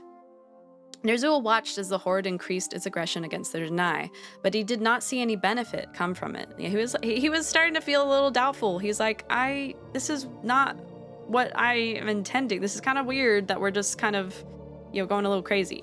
He saw the Horde devolving into savagery and bloodthirst. Kil'jaeden, sensing Ner'zhul's skepticism, took a different approach to contacting him. So instead of coming to him in his dreams as in the form of his wife, he began to appear as a radiant elemental entity. So the beautiful one is what they called him, or is what Ner'zhul called him, advising Ner'zhul that destroying the Draenei was the only way to please the elements. Ner'zhul initially was in awe of the being, but he was still overcome with doubt. This entity's obsession with brutalizing the Draenei deeply upset him. In addition, Rolkan no longer appeared to him when he needed her guidance in such a crucial time for him and the Horde. So he secretly traveled to Oshu'gun. Remember, they were far away from the mountain. He was part of the Shadow Clan, which was a good distance from Oshu'gun. The Frostwolf Clan, I think, is the closest to Oshu'gun. So he traveled there to commune with the spirits. And he did, and he found out he was duped. Oh, they pulled a fast one on him. And he was horrified to find out that he was deceived and that he had learning of the deception he fell for devastated Ner'zhul. Full of shame, he left Oshugun to return to the Shadow Moon Valley, unsure of what he would do when he arrived there. So when he went to Oshugun, he actually communicated with the real Rolkan, the real spirit of his dead wife, and she is like, "You done fucked up. You done fucked up, and we're done with you. Like this shit is awful. Racism bad, genocide bad," which is so true, by the way. And the spirits were like, "Yeah, no, we're not cool with you anymore. This sucks. You should be very ashamed." And he was devastated. Kil'jaeden found out about Nerzul's trip via Gul'dan. He informed Gul'dan, instructing him to subdue Nerzul and take over the Shadow Moon clan leadership without killing Nerzul, as Nerzul was no longer reliable to lead the horde. So Gul'dan took this as an opportunity for himself to kind of take more power and please Kil'jaeden in that way, and kind of oust Nerzul and prove that he could be the leadership that Kil'jaeden was looking for. So enter powers, enter the more magical powers. Oh, actually, before I jump away from this, I do kind of want to read an excerpt from The Rise of the Horde. I'm gonna stay on this presentation page, but I'm gonna go to my book. Let's see. And go to the part where Nerzul told the other clans about his vision. Let's see. So he had gathered all the clans together near at the foot of Oshugun, because it was right after Kacharg festival. Let's see. Give me leave to speak, and you will be glad that you are here. Your children's children will be glad of it. Hellscream, Grom Hellscream, another leader. I think the leader of the Warsong clan. I think that was the leader, and then Orgrim was in second command. I have a vision, he said Nerzul, from one of the ancestors whom I trust more than I can possibly say. She has revealed to me a threat, lurking like a poisonous scorpion underneath a flowering bush. All the other shaman can attest to this, and they will, once they have the opportunity to speak. It grieves and infuriates me that we have been so duped. Durotan hung on the shaman's words, heart racing. Who was this mysterious enemy? How had so dark a foe escaped their notice? Nerzul sighed, looking down on the ground, and then shook himself. His voice was deep and confident, as if laced with sorrow. The enemy of which I speak, he said heavily, is the Janai. Chaos erupted. Durotan stared, disbelieving. He looked around, seeking Orgrim's gaze, and stared into his friend's wide gray eyes. Sorry, guys. I'm sorry for the stutters. I need to practice. The Janai? Surely something was wrong. The Gron, yes, perhaps they had stumbled across some secret knowledge to use against the hated orcs, but no, not the Janai. They were not even fighters on the levels the orcs were. They hunted, yes, that was true, but they needed meat as much as any other orc did in order to survive. They could stand against the Gron, and sometimes had assisted in hunting party from time to time. Durtans went back to the day when the two young orc children were fleeing from an ogre whose footsteps made the earth tremble, and the tall blue figures that had appeared out of nowhere to save them. Why would they risk themselves to save the two boys if they were truly methodically evil as Nerzul believed? It made no sense. Nothing about this made sense. Nerzul was clamoring for silence and not getting it. Blackhand was on his feet, veins standing out on his thick neck, while Orgrim was doing what he could to placate his chieftain. Oh, the Blackhand clan? I forget. Oh, puppy barking. Grommash Hellscream stood as well, his head thrown back, his chest thrust forward, and his black jaw opened so wide it seemed almost to have unhinged itself like a snake's. Nothing could compete with Hellscream's war cry, and stunned silence ensued. "Let the shaman continue," Hellscream said. So utter was the silence after his outburst that the words were heard by all, even though they were spoken in conversational tone. "I want to hear more of this new, old enemy." So yeah, they were all, Durotan and Orgrim were pretty darn confused. They're like, what the fuck? What the fuck? So let's skip to the part where Nerzul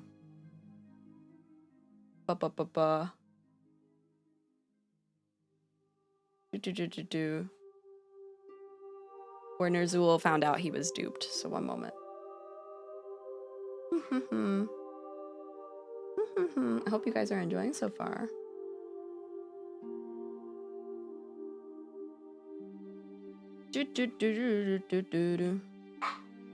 Oh, I forget what chapter it is it's in. La la la. Oh, maybe I'll have to find it another time.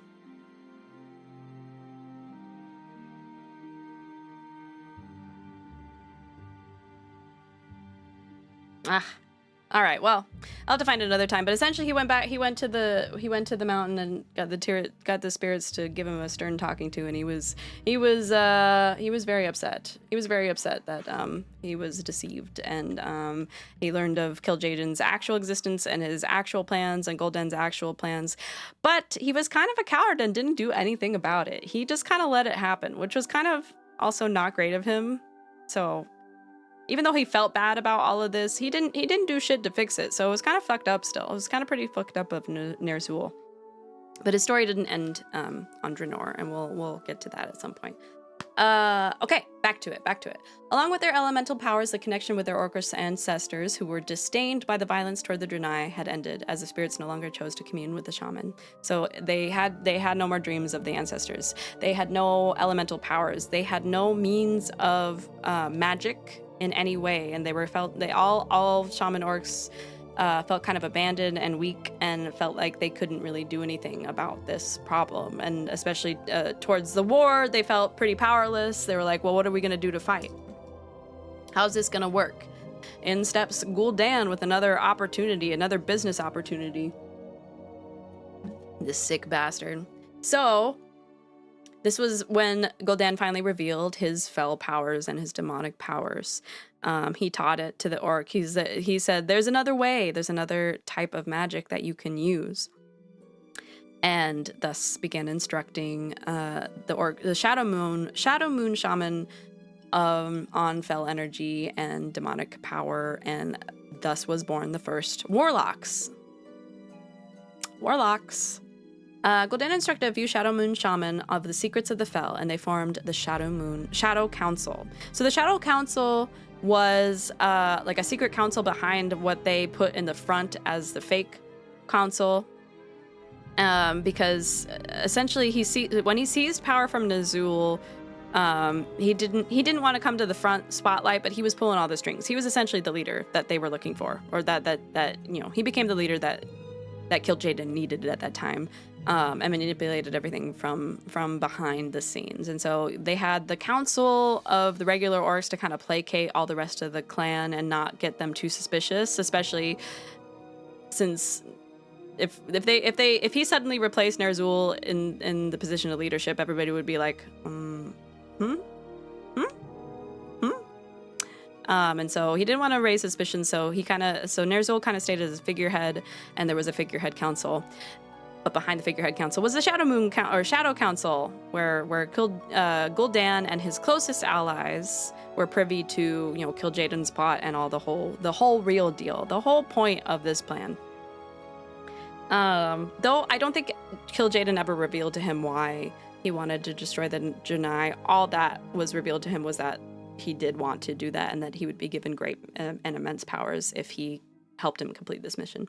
Though many of them wanted him dead, Gul'dan knew that it was not Kil'jaeden's will, and instead relished in abusing and mistreating Ner'zhul along with the other members. So he kind of mistreated them. Authority of Shadow Moon Clan was transferred to the Shadow Council eventually. So over time, they became the main council after a good bit. But at first, they weren't. At first, they were the figurehead council. And Ner'zhul was left as a decorative figurehead with no actual power. His public appearances began to dwindle and lessen, as did his power and authority over the Horde over time. So that took a little bit of time. That took some time. And now we get to why orcs are green. So in the game, you'll notice when you go to play as an orc that's not a Magar orc, they're all green. Green like Nickelodeon slime. Green like fell magic. So here's where we connect the dots. Here's where they become green. It's not easy being green. But the orcs were very excited about it. Kind of. Some of them were. Where do I stand? I don't know where to... Guys, I don't know where to stand. Okay, I'm gonna shrink. I'm gonna stand right here next to the orcs. There we go. So they're green now. We're doing green. We're doing green now. So they spread the essentially study of the warlocks. They built all the shaman eventually, not all the shaman, but most of the shaman became warlocks essentially because they couldn't control the power of the elements anymore. They were powerless, and so they definitely embraced becoming warlocks and wielding fel energy and manipulating demons to do their bidding. Does that mean Kermit is also influenced by fel? Yes, absolutely. Kermit is a warlock, you guys. Kermit the Frog, warlock. Bet you didn't know that one. And they noticed over time, as they used more and more of the fel energies and fel magic, their skin began to turn green. Began to, but didn't fully become full green yet. Shrek, warlock, exactly. Shrek, warlock. Kermit, warlock. Who else is green? Elphaba, warlock. It's unfortunate. Or maybe really fortunate. The Grinch, warlock. Yep.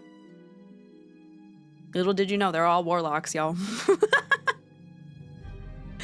And so the council was soon using its power and influence to direct almost every aspect of orcish society. So they kind of overtook their whole life. Jolly Green Giant, ultra warlock. Exactly. Exactly. Broccoli, warlocks. Broccoli is warlocks, guys. They got the fel in them. They got that fel in them. Careful when you eat broccoli. Guess we doing orcs now. Grass, warlocks. Those green beans are infused with the fel. Exactly. Demon beans. So essentially to keep everybody, to keep the ones who were against weed warlocks.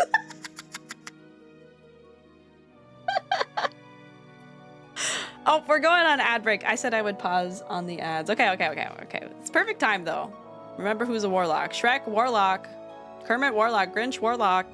Green beans, broccoli, warlock. Okay, I'm gonna take that ad break. If you need to get up and stretch your legs, please do so. Get some water, get a snack if you need to. They don't call it mystic herb for no reason. Exactly. We got the power of fel. That's why it smells like that. Bet you didn't know that. Been taking too much of that fel weed, Gandalf. But get a snack, get some water, and we will return to the rest of the lore. We have not that many slides left, so we're getting close to the end here, so no worries. All right, be back. I'm gonna let you listen to the cool World of Warcraft music. Enjoy. Be right back.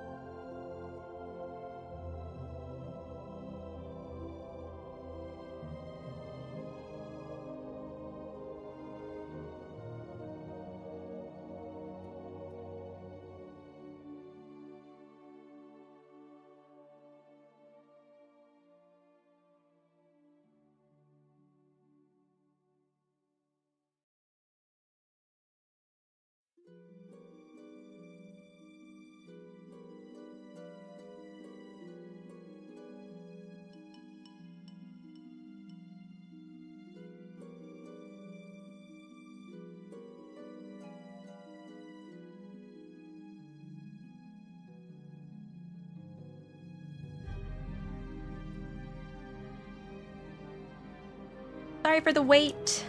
Sorry. Does Yoda have fell magic? Yep, Yoda, warlock. Like I said, everybody green. That you know, secret warlock. This is the new lore. Welcome back. Thank y'all. What time is it? Oh my god, it's our... How'd that work? Why does my thing say... Did we go for... My timer on my OBS stopped at an hour 35. How long has it actually been? Hour 39? Huh?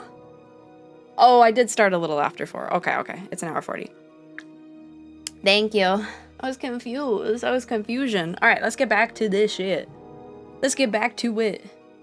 What page am I on? There we go. All right. Back to Demon Blood. Back to Shreks. Everybody got Shreked. We got Shreked. Everybody turned green. Have you gotten Shreked? Careful out there. If you got Shreked, it could mean one thing. You got Fell Magic or Demon Blood. So, you know, Shadow Council has taken over. Things are, demon power has become very embedded in Orcish society. This kind of devolved out of Ner'zhul's original plans, and you know, and now, like, things are rough. Everybody's doing what Kil'jaeden wants. Do the roar. Do the roar. What roar? Roar. Roar. Roar. Roar. Roar. Okay, I'm gonna stop. Consult your doctor before getting Shreked. Make sure you do that. Loktar Ogar! How was that? I forgot to put my echo on. It's fine. That's fine. Okay, well, let me get the fuck out of the way. The council was soon using its power and influence to... Here. I'm still here. Don't worry. To direct almost every aspect of Orc society, so as to distract those few. And notice those few are underlined. Those few literally meaning a couple of orcs called Durotan and Orgrim and Draka. Draka being Durotan's wife. They weren't down with this, but they even noticed like little green splotches on their skin. To distract those few who oppose the dark ideals from their true masters, Gul'dan and Kil'jaeden. Oh, Cloudy's home. Kairi Nasai. 1 second, guys. 1 second.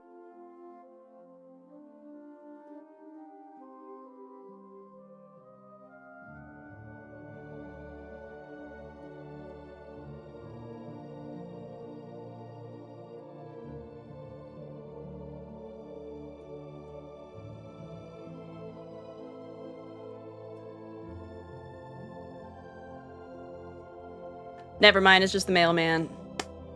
It's just the mailman. Oh, wrong screen. Hello? What the heck? There we go. Okay. So anyway, he opened schools of demonology. So Gul'dan established schools of demonology and necromancy to teach shamans new power to replace their lost connections with the elements. So he kind of took advantage of the fact that they felt powerless. Very manipulative of him. Transforming them into necrolytes and warlocks. To seal the bargain between him and Kil'jaeden, Gul'dan and the Shadow Council offered the clan chieftains the blood of Manaroth. Let's dive a little deeper into this one. Let's dive a little... Oh, frick, the links aren't working. Hold on, I have it pulled up. Don't worry. Don't worry. The blood of Manaroth. Blood curse. Who's Manaroth? We're gonna go over it really quick. Manaroth was a demon. He was a demon. And there is a hierarchy to the demons, by the way. So he was a pretty powerful demon. Manaroth is a demon king of the Annihilan, and is general of the Burning Legion recruited by Kil'jaeden. So he's a general under Kil'jaeden. A being of pure hate and malice and rage. He is the ultimate living engine of destruction, seeking to only raise and murder everything in his path. In addition to his martial prowess, Manaroth was a powerful spellcaster. His magical knowledge... Yep, that's the packages. Puppies! We interrupt your lore stream for... Screaming Shibas. If you guys didn't know what the Shiba scream was, that's what it is. So they bark, but they also scream. That's the Shiba scream. Okay, I'll be right back again. I'm so sorry. 1 second. I must calm the creatures and I gotta calm my children. Gotta calm my children.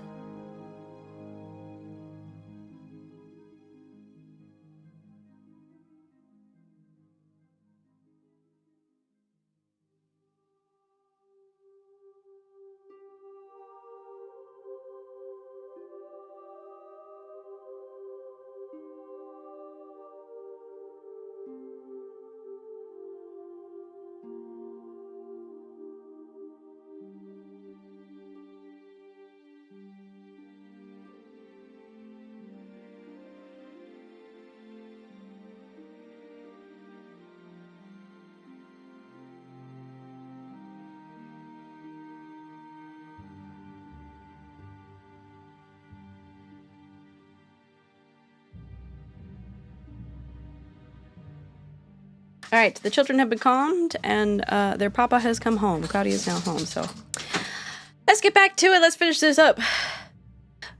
Huele le gatito. Gatito, thank you for the follow. Welcome in, welcome in. All right, for real, let's finish this up. Anyway, Manaroth, big bad demon. Big baddie. So that's who Archimond was, just so you get a picture of how powerful he was. I don't know why my voice cracked, sorry. And so they used his blood. They used his blood. And Gul'dan served it up in a cup and was like, drink this shit, it'll make you powerful. And it did. It made them really, really powerful, but it also made them very green. Again, not easy being green. The first chieftain to accept this gift was Grommash Hellscream. The majority of the remaining chieftains followed suit, except for Duratan and Orgrim. They're like, I ain't drinking that green slop. Drink cactus juice. It'll quench ya. It's the quenchiest. That shit had to taste so bad. That shit had to taste... that blood of a demon has to taste stanky. It's gotta taste so bad. The resulting horde was bloodthirsty, barbaric evil, an extension of the demons who they now worshipped. So essentially kind of corrupted them. That's how they became corrupted.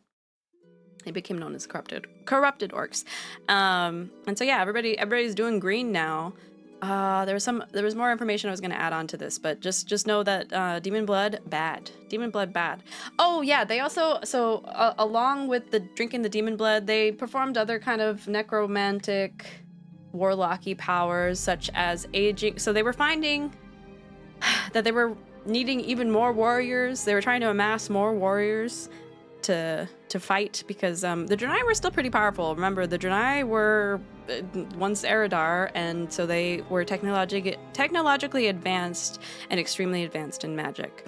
The orcs were still nascent in their magical prowess, especially with the Fel, and so they needed more warriors. And so what did they do that Duratan absolutely despised? He said this was horrible, and I kind of agree. They magically mutated and aged up their children in like an instant using Fel energy to make them fighter ready, essentially. And so they did a lot of bad shit with the Fel. The Fel was not good. It was very, very bad. Very bad time. So they demoned it up. And then they committed atrocity. Then they committed atrocity. So, as a test of his new minions, his warlocks, and as revenge towards his wayward brethren, well, Kil'jaeden's warlocks, sorry, not just Gul'dan's. They're Kil'jaeden's warlocks now. They're new minions to his army of the Burning Legion. And to revenge his wayward brethren, the Draenei, Kil'jaeden ordered Gul'dan to finish the slaughter of the Draenei in one climactic battle. So at this point, they had been skirmishing and they had fought and took down a couple cities, including Tumblr. Sorry, my VTube studio just did a thing. Which was the city that Duratan and Orgrim had visited. And Duratan, I don't know why he did this. I thought that was kind of fucked up of him in the book, but he essentially gave away the location of Temblor, which, remember, what had been hidden by one of the crystals, and so that was kind of fucked up of him. And he did battle, him and his Frostwolf clan did battle with Restalon, the person that, you know, escorted him and Orgrim to Tumblr. So that, like I said, kind of fucked up. Tumblr was I think the second largest city or the third largest city that the Draenei had built. The largest city was called Shatrath. That was the largest Draenor city on Draenor. Draenei city on Draenor. That's what I meant to say. Sorry. And so Kil'jaeden ordered Gul'dan to finish the slaughter of the Draenei, so kill the rest of them in one climactic battle at the city of Shatrath. The attack was brutal. It was a brutal massacre with much of Shatrath being destroyed. To all appearances, Kil'jaeden's pawns had finally triumphed over the Draenei. But little did he know, they didn't finish the job. Velen and a few, I forget how many, but like a handful of Draenei. You know how we can play as the Draenei? There's a reason.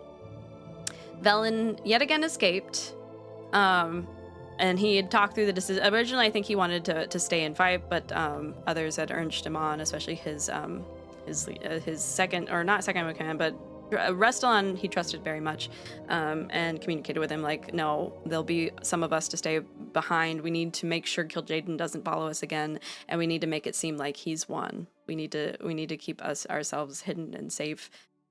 We'll do the fight while you guys escape. And so they sacrificed themselves to the now demonic orc horde, all that jazz. But they did manage to escape. And we'll watch a short about one of the paladins, the Draenei paladins, during this time. But yes, this was the essentially genocide of the Draenei on Draenor, which was really rough. To all appearances, Kil'jaeden's pawns had finally triumphed over the Draenei. Kil'jaeden was relatively pleased with the horde's destruction of the Draenei, as was Sargeras. Sargeras, at first, for a long time, I forgot to mention, Sargeras was like, dude, Kil'jaeden, I literally have so much better stuff for you to do. Can you like let this go? And Kil'jaeden was like, no, I gotta kill this guy. I gotta get Velen back. I gotta do it. I have to do it. And so he kind of was like hyper-fixated on Velen for thousands of years, which kind of pissed Sargeras off. But in the end, he was a little bit pleased that they had finally succeeded. As was Sargeras, who viewed the Horde as a perfect army to then weaken the planet that he's now set his eyes on, Azeroth. Yeah, the worst kind of hyper-fixation. Seriously. Murderous hyper-fixation, pretty terrifying. So Sargeras was a little bit interested in Azeroth at this point. Connections. Remember that. And he saw the Horde as a perfect means to weaken Azeroth. I wonder why. And thus ordered Kil'jaeden to cut all communication with them. Huh? What do you mean? Oops. Wait. What do you mean cut all communication with them? I thought he was interested in them. Well. He wanted the orcs desperate to survive, that they would do anything to survive, even if it meant journeying to another world. Obeying his master's orders and taking it as a sign that Sargeras required him elsewhere, Kil'jaeden retreated from Draenor, abandoning the Horde. So he just up and left. He's like, I'm gone. Goodbye. I'm out. And the Horde was just kind of left there, like, now what? Gul'dan as well. Gul'dan was like pretty pissed. He's like, why has the beautiful one abandoned me?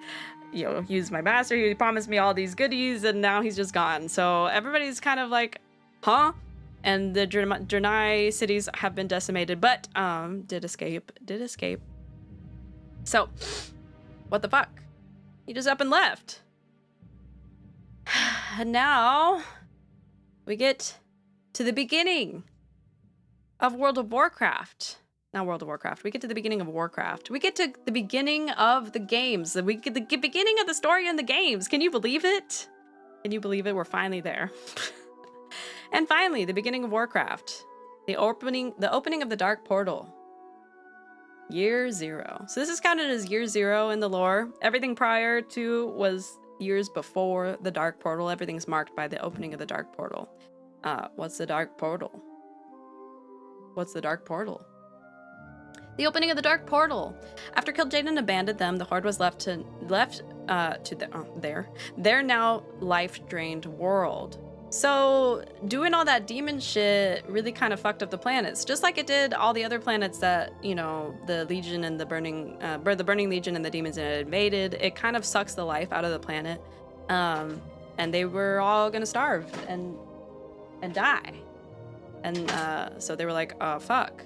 The demonic fell energies that they had used caused their natural resources to decay and become corrupted, and it corrupted the planet, as had happened to so many other demon-invaded planets. They were in big doo-doo. They were in big doo-doo. So they were a little upsetty spaghetti, and they were starting to get, they were gonna get very upset at Gul'dan, because like Gul'dan was the leader in all this, and Gul'dan kind of didn't know what the fuck to do until luck would have it. Eventually, Gul'dan was contacted by the mad sorcerer Medivh. Remember that name too. Possessed by the dark titan Sargeras. Remember connections? So Sargeras infiltrated the mind of this sorcerer named Medivh to contact Gul'dan in his time of desperate need. Remember, he needed them desperate. So desperate to survive that they would invade another planet. Medivh approached Gul'dan and the Shadow Council as a hooded stranger. Gul'dan tried attacking the figure with his spell powers, which Medivh merely threw back at the orc. Seeing no reason to be gentle with someone who sold his entire race to the Burning Legion, Medivh made Gul'dan kneel before him in front of the Shadow Council. So even though he was possessed by Sargeras, he still had a little bit of his mind in there. Just a little bit. Just a little bit. He's like, wow, you sold your people into demonic slavery. That's kind of fucked up.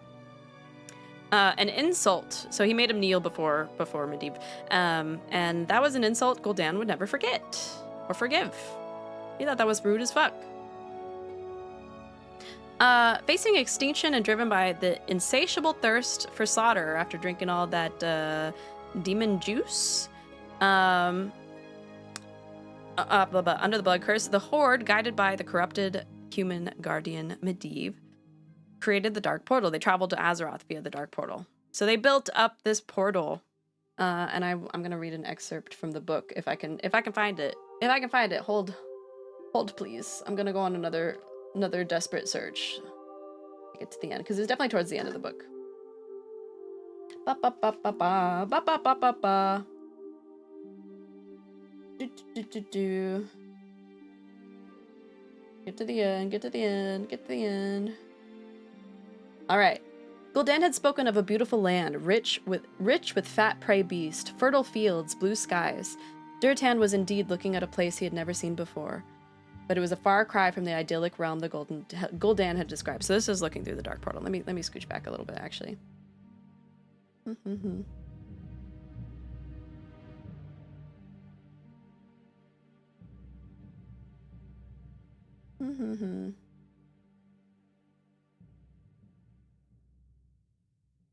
Okay. Where's the part where they're building it? They were building it. La la la la. So I assumed everything.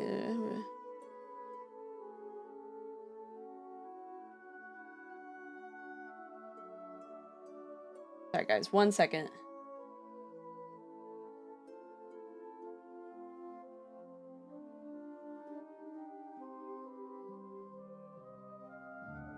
All right, here we go. Found it. I've been so excited for this part. I've seen so many clips about the portal, but being new to WoW, I've not learned about anything of it. Woohoo, it's here. It's here. The Dark Portal. The Dark Portal. La la la la. Where did they describe the... They were in front of the crowd descending next to the Thunderlord clan cloak figures carved serpentine. Okay.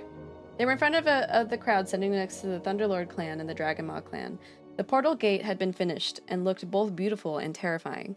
Two cloaked figures whose eyes glowed red from either from magic or clever technology flanked the opening. A carved serpentine creature curled about the top, its maw now gaping open, showing the pointed carved teeth. It extended sharp lizard-like claws and the ridges along its long neck and body. Durtan had never seen anything like this and briefly wondered how such an image had occurred to the Masons. A nightmare, possibly? He grimaced. It was, all in all, it was a formidable construction.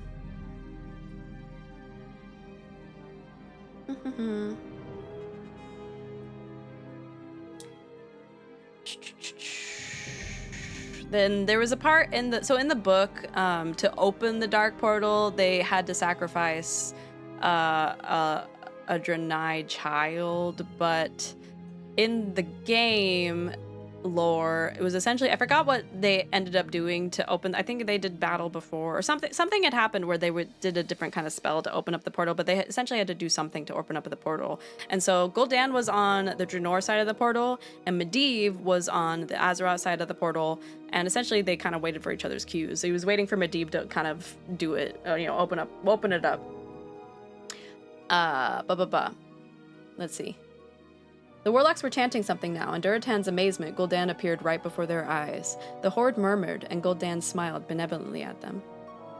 "Today is a glorious day for the orcs," he cried. "You have all seen this portal being built, admired the craftsmanship and how it stands as a monument to the glory of the horde. Now, I will reveal to you the visions I have had." He pointed at the gate.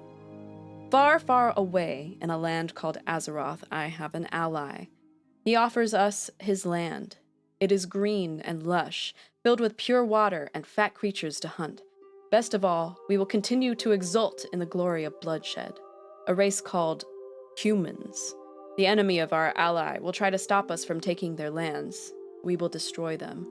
Their dark blood will flow freely upon our swords. As we have destroyed the Draenei, so now we will destroy the humans." A cheer went up. Draka shook her head in disbelief. How can they still feel this way? Can they not see this new land will suffer as ours has if we continue on this path? Durotan nodded his agreement. But at the same time, there's no choice. We need food, water. We must go through the portal. Draka sighed, seeing the logic, but not liking it. Even now, our new ally is working to open up the portal on the other side. And now, we will begin. He gestured to the little Draenei captive. Blood is a pure offering to those who give us vast power, and the blood of this child is purer still. With the life fluid of our enemies, we will open the portal and step into a glorious new world, a new page in the history of the Horde. He approached the bound child, who looked up at him with empty eyes. Gul'dan raised a jeweled dagger, glinted in the sunlight. No! The word was ripped from Durotan's lips. Everyone turned to stare at him and surged forward. If this new venture was opened by the blood of an innocent child, no good could come of it. He did not make it 3 steps before he was tackled and went down hard on the sun-baked earth.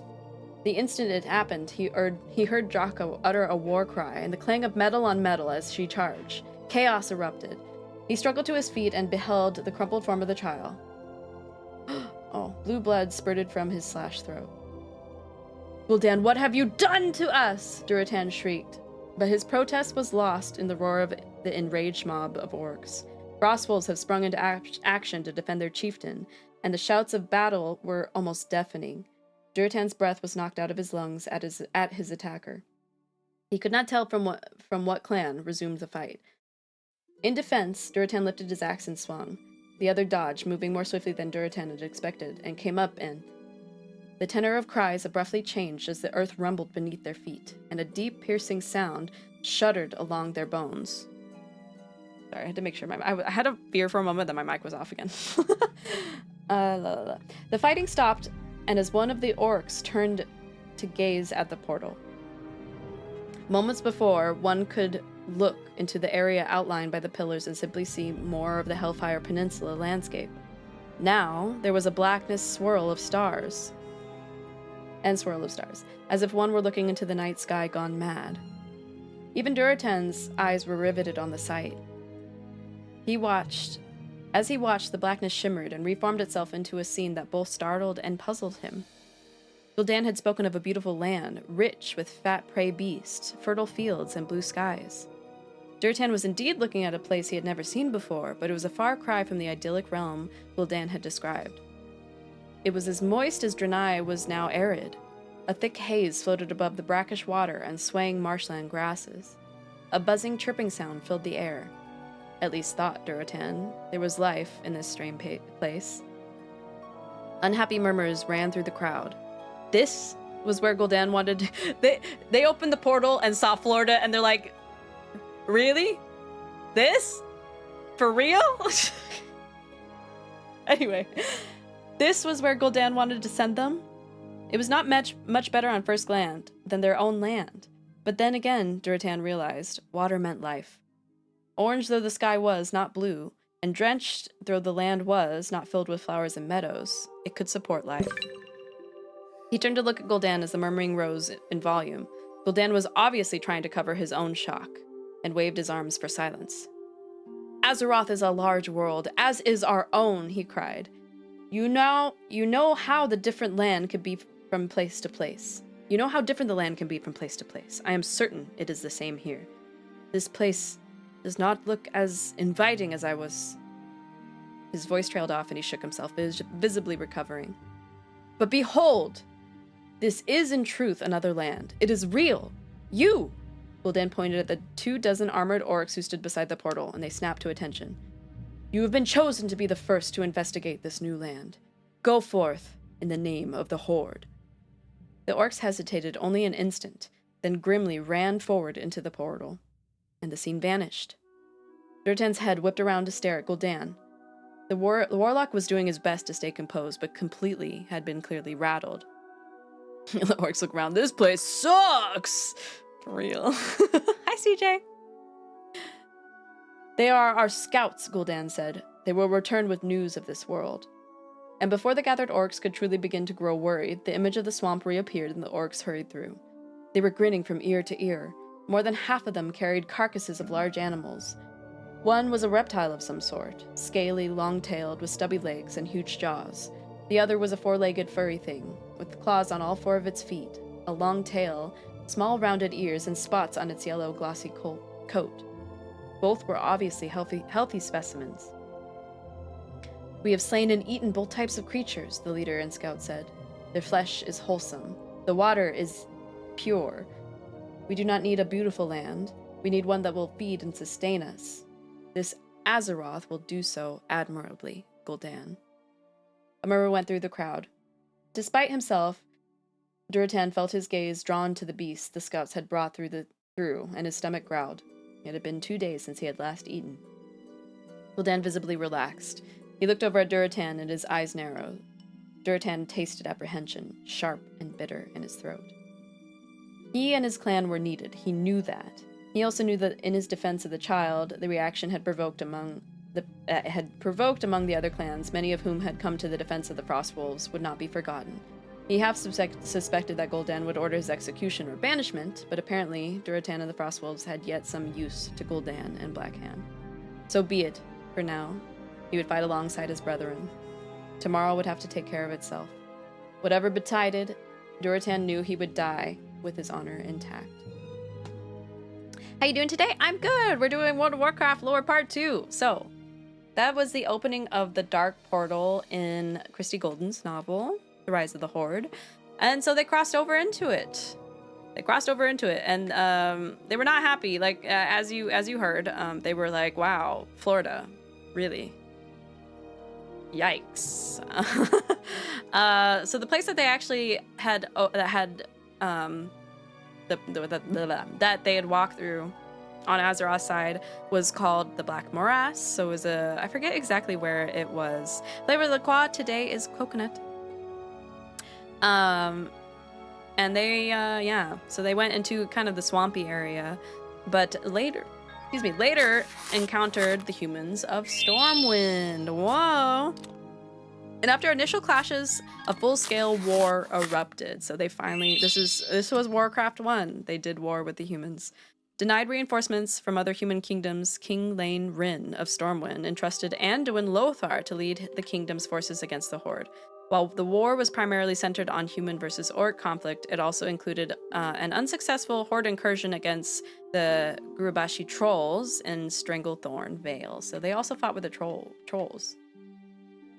Sorry, did I miss the part where it says it opened up? No, you didn't miss it. I read that part out of the book, straight from the book's mouth. I think I have one more slide. Do I have one more slide, or is that it? That's it! And that's part 2! We did it. We made it to the 2-hour mark. I will hopefully be able to do part 3 a lot sooner than I was able to do part 2. And part 3, we will do Warcraft 1, 2, and 3. I'll cover it. It'll be a longer one. I'll start a bit earlier.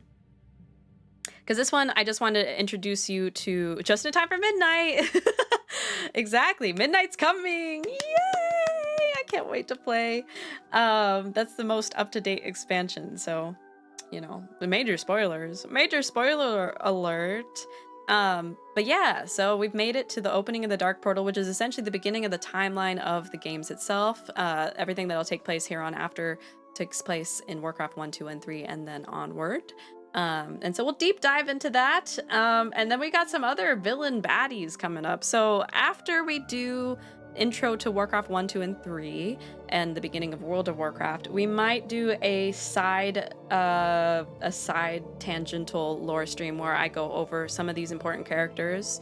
Because there's a lot of main characters that'll come into play and that will stick around for pretty much the rest of the series. Gul'dan being one of them. And Medivh kind of being one of them. He'll kind of peter out after the Warcraft RTS series, but he's important too. So he plays a role. So we might do a smaller, shorter character deep dive after we do the lore on the Warcraft series, the 1, 2, and 3, the RTS ones. So please look forward to that. I'm also probably going to do a lore stream where we deep dive more lore before the opening of the Dark Portal, because guess what? There's still a lot of lore. There's a lot of shit that happened not just on Draenor, by the way. We got pre-game history galore. We got 16,000 years before the opening the Dark Portal. We got 15,000 years. We got 10,000 years. There's a lot of shit that was going on in Azeroth at that time. Long before the orcs and the Draenei fought, long before the stuff that went down on Draenor. While Velen was being chased all over Kingdom Come throughout the universe, Azeroth was busy. They got shit going on. So we'll also deep dive into that. I'll have to figure out the order of things a little bit afterwards. But until next time, I'm gonna find a raid for you guys, so stay put, don't close the tab yet, don't go anywhere until I send you off, and also make sure to say hello to whoever I send you off to. And then as far as streams, my schedule is up. Let me pull it up really quick before I find a raid for y'all. Schedule. Did I not post it to Twitter? I did not post it to Twitter. Okay. Well, tomorrow is the next episode of Sims streams. I'm building more VTuber inspired rooms, and we're gonna finish up Hashi's room and hopefully jump on to another VTuber. So let's tune in for that to see. Strawberry. Thank you for the love. Tune into that to see who's going to get the next VTuber room. And then on Friday, I have Overwatch, and we're going to end precisely at 2 hours because I'm going to be raiding into my friend Spearmint VT, who is doing his debut. And so I want you all to go there. So if you're at my stream on Friday, we'll be raiding into him 100%. So make sure you're there for that. And if you can't make my stream, make sure to just go to Spearmint's stream. Let me shout him out right now. Spearmint VT. Go check them out, because we'll be there on Friday. And then Saturday, if you're in the Discord, a little quick Discord plug, all my things, sorry, I will get you a raid, I promise. We are doing a watch along of the movie called Whiplash. And if you are a band kid, a previous band kid, especially a jazz band kid, feel free to come and join us and relive the jazz band trauma.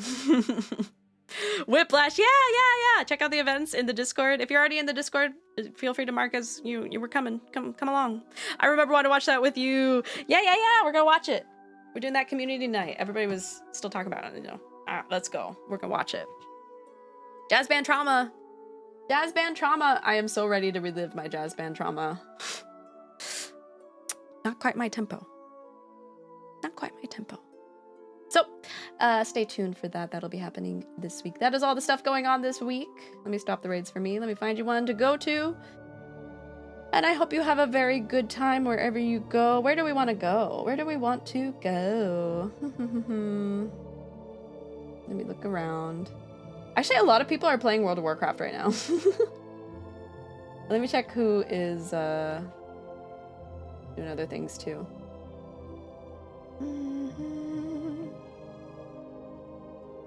Ooh, we haven't got gone to Luette in a while. Luette's doing Subnautica.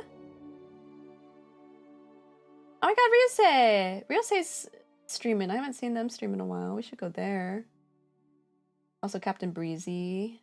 A lot of people are streaming today. A lot of peoples. Oh, what do you guys want? Rayon's also... Ryan's streaming. Malia's streaming. Who do we want to go to? Okay, so guys, do we want to do Animal Crossing, Schrodinger's Call, Subnautica, Pokemon Platinum version? What do we want to do? What do we want to do? Speak now, or I will choose one at random.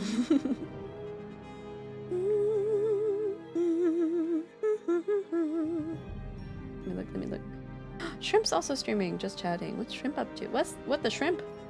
What the shrimp doing? Oh, we have so many good choices. I don't know who to choose. I don't know who to choose. I don't know who to choose. I think we'll go to Luette. I think we're gonna do Subnautica. Yeehaw. Wait, Theo's streaming. Oh, so many. Arg. Okay, let's go to Luette. I made the call. I made the call already. We're gonna stick to it. Here is your raid message.